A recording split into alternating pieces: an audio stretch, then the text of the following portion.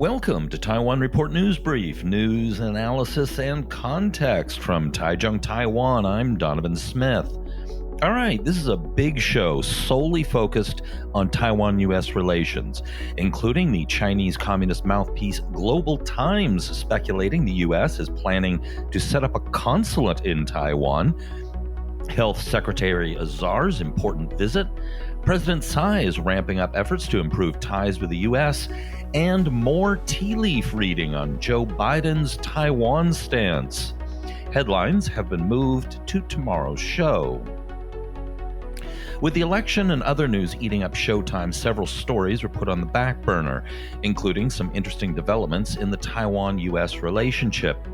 Let's start, however, with something amusing. Chinese Communist mouthpiece Global Times ran an article entitled U.S. Embassy's Logo Change Sparks Online Speculation of Playing Taiwan Card. All right, let me read this hilarious section of the article.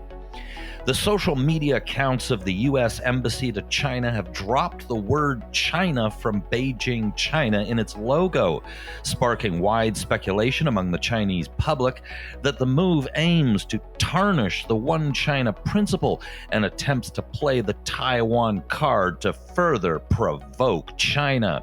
Although the embassy on Wednesday explained that the change was part of a normal branding campaign and several similar changes will be made to the logos of embassies in other countries, analysts said that Chinese netizens' interpretation of American hostility is reasonable, given the country's latest moves related to the island of Taiwan. Chinese netizens suspected the change was meant to pave the way to the opening of a consulate in the island of Taiwan without mentioning China. Quote, such an implicit change is not a blatant violation of the One China principle, but a subtle betrayal, so it is pretty annoying. A Sina Weibo user posted. Quote, are you implying that the embassy is only for the Chinese mainland, said another. The logo of the U.S. Embassy and its Sina Weibo and Twitter accounts is based on the seal of the U.S., a bald eagle holding an olive branch in one claw and arrows in another, which remain the same in the new picture. A netizen commented, the major message was preserved. The U.S., a greedy predator, is using an olive branch to cheat its allies and arrows to hunt for its own benefit. The change in the logo was made shortly after U.S. Health Secretary Azar's three-day visit to the island of Taiwan, with China-U.S. relations deemed by many Western media outlets as being at a historic low since 1979. Well, I'm still trying to figure out how using an olive branch to cheat allies would work. Well, it would be great if the U.S. opened a consulate here. This article seems extremely far-fetched. It was good for a laugh, though. One interesting idea I saw once was for the U.S. to appoint an ambassador at large for Taiwan affairs. Ambassadors at large usually are assigned to a topic. For example, there's one for international religious freedom, another for women's affairs, and another for AIDS. Why not one for Taiwan? This brings us to U.S. Secretary of Health and Human Services Alex Azar's visit to Taiwan. At first blush, it appeared to be entirely symbolic. He is the highest-ranked U.S. official to visit Taiwan since diplomatic ties were cut in 1979, and the statement released by HHS was full of talk on Taiwan's democracy, not typical health fare, and cooperation on the pandemic. Well, the cat is out of the bag on that one in the U.S.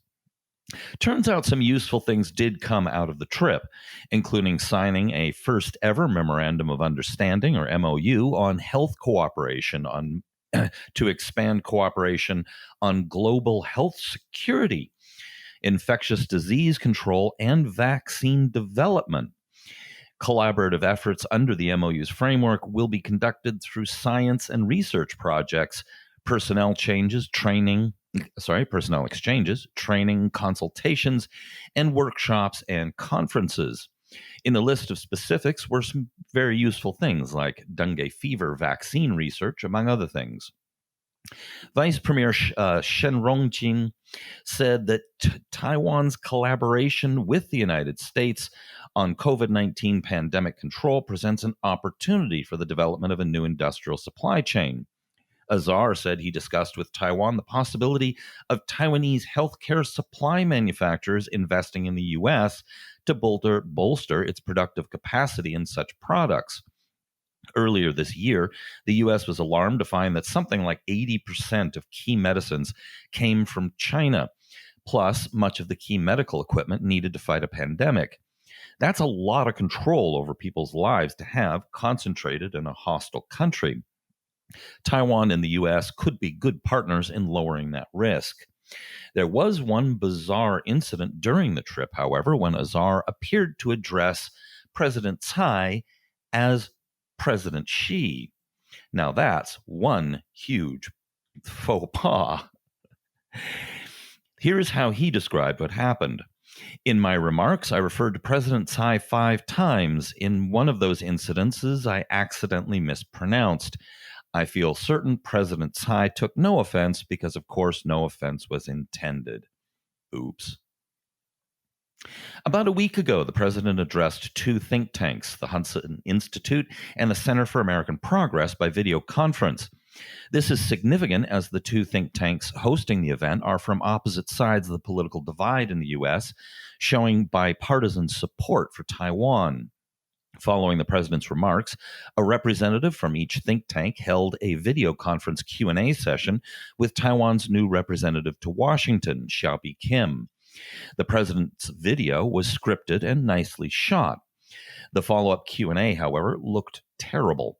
The Hudson guy had the camera way below him, so it looked like he was a giant looming over the screen. The woman from CAP has a giant washed-out head, and both look like giant school teachers looming over Xiao, who was pictured at the bottom of the frame. Xiao's feed was the worst. The camera angle and the lighting made her look like a radioactive hobbit, and the camera kept jiggling. Their questions were good, however, and did a good job of getting to why Taiwan is important in an American context. Xiao's answers were excellent, very knowledgeable but to the point, and handling potentially tricky issues with diplomatic finesse. The link to the video and transcript of the president's remarks are on report.tw if you'd like to check that out. I'd recommend listening to rather than watching the Q&A part, unless you're fond of radioactive hobbits. As an indication of how influential these think tanks are, China's People's Daily published the following. A Chinese mainland spokesperson on Thursday slammed the Democratic Progressive Party authority in Taiwan for using non-governmental organizations to attack the mainland, calling such moves despicable. Ma Xiaoguang, spokesperson for the Taiwan Affairs Office of the State Council, made the comments in response to an inquiry about the DPP leader's recent video speech during a video conference hosted by U.S. think tanks. Ma said the DPP authority has long been taking advantage of NGOs to maliciously attack the mainland under the pretext of democracy and freedom, in quotes, wantonly undermining cross-strait relations and creating hostility and hatred among compatriots across the strait. In the president's speech, it's clear she wants to deepen the relationship with the U.S., and she gives some indications on where she wants that to go. She started with a light joke, however. People say that the second term is supposed to be easier than the first. They must be people that have not experienced the year 2020 like we have. After giving a brief rundown of how Taiwan has been doing during the pandemic, she says this, quote, "When the rest of the world has been distracted in responding to one of the most significant crises in recent history, we're seeing a growing effort to pose ever more challenging threats to free and democratic societies. Nowhere is this more apparent than in Hong Kong."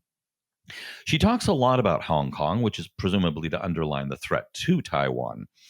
In her Hong Kong remarks, she added this: "We also see the international community as having an obligation to speak out and act against the demise of Hong Kong's freedoms.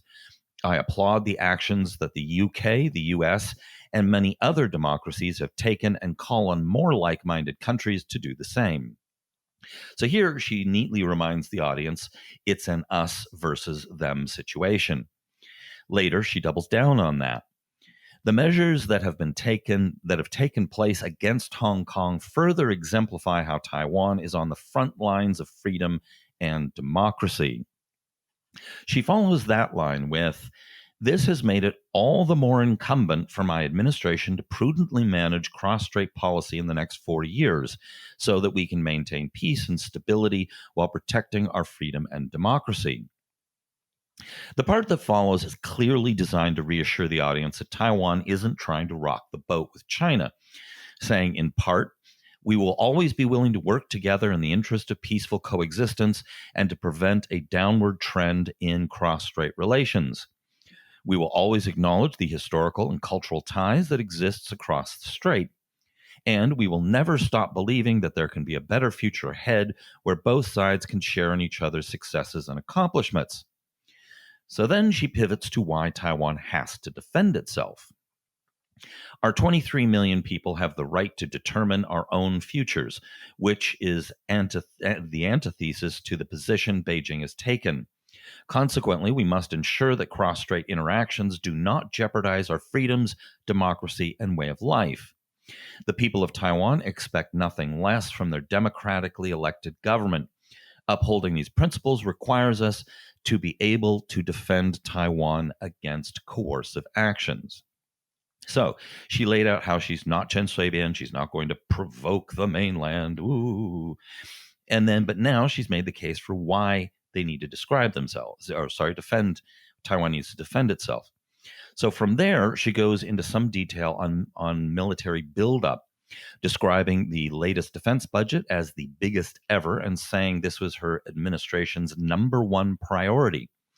Again, she's reassuring the audience that Taiwan is being responsible, but this time by preparing for its own defense, which many in the U.S. have thought and have in recent years warned Taiwan wasn't doing enough of. Another bit of signaling was when she said, "I am committed to accelerating the development of asymmetric capabilities," which indicates to the U.S. that she's been listening to U.S. advice on this. But after much talk of Taiwan's military, she goes on with this appeal. "As effective as our military is, we cannot stand alone without support from the community of like-minded democracies. I am proud that the relationship between Taiwan and the U.S. has never been closer." And follows with this pitch. "In my second term, I will continue our cooperation with the U.S. Foremost among my priorities is to establish a constructive security relationship built on the clear understanding of our shared interests in the region. I am confident our common acknowledgement of challenges in the region transcends politics and political parties. Through more frank and robust policy-level dialogue, we want to forge greater consensus on ways we can preserve peace across the Taiwan Strait. In short, we need your help to survive." That was the most key part of her speech. But she goes on with two other high priorities in the Taiwan-US relationship. The first is a pitch for a free trade agreement, in which she includes the following. "For too long, closer trade relations have been hindered by technicalities that account for just a small fraction of two-way trade. We want to work together to resolve these issues in a way that is safe for our consumers and also consistent with established scientific standards." In short, she's hinting that she's willing to give the U.S. what it wants, the ability to sell pork that has been raised using the leanness-enhancing agent ractopamine. This has been a big sticking point in the past, with the U.S. side believing that Taiwan's position that it can't import pork because of health concerns is simply unscientific and an excuse for protectionism. Ractopamine is widely used in North America, but banned in the EU. The WHO has issued a standard for what it considers a safe amount. In short, it's controversial. From the president's comments, it appears she may be paving the way to allow for the pork imports if they meet one of the international standards, perhaps the WHO guidelines. This is interesting because this will involve spending some serious political capital to get done because it's not terribly popular. She then suggests that she can get the people of Taiwan on board, yet again reassuring. I believe that the people of Taiwan can see the value and wisdom in building closer economic relations with the U.S., and conversely, we hope that the U.S. recognizes the broader strategic implications such an agreement will undoubtedly have. An FTA with the U.S. would be a big deal and could lead to other deals with other countries. Taiwan is currently locked out of a lot of trade agreements, which means Taiwanese products are taxed more in many markets compared to competitors. Now, she also pitched Taipei Amchem the other day on an FTA. Now, her final pitch started with this. My third priority is to work with the U.S. to strengthen engagements with other like-minded democracies. This was a fairly short part of the speech compared to the military and FTA parts. Essentially, it was an appeal to be included in the International Democracies Club and to be allowed into international organizations. Now, the entire speech was carefully crafted, which is to be expected from the president. She's a consummate diplomat. The FTA portion also got some influential press, and there are many in Congress pushing for it to happen. However, the U.S. Trade Department hasn't seemed very interested so far. Joe Biden is now officially the Democratic candidate for president, but there is considerable debate as to what his stances on Taiwan and China will be, especially Taiwan. Historically, he's flip-flopped on support for Taiwan, including voting against F-16 sales to Taiwan, and has been friendly to China. More recently, he's been talking tough on China, but not a peep on Taiwan. So we've been hanging on every word that comes from his policy advisors. Eli Ratner, director of studies at the Center for New American Security, is the latest to comment.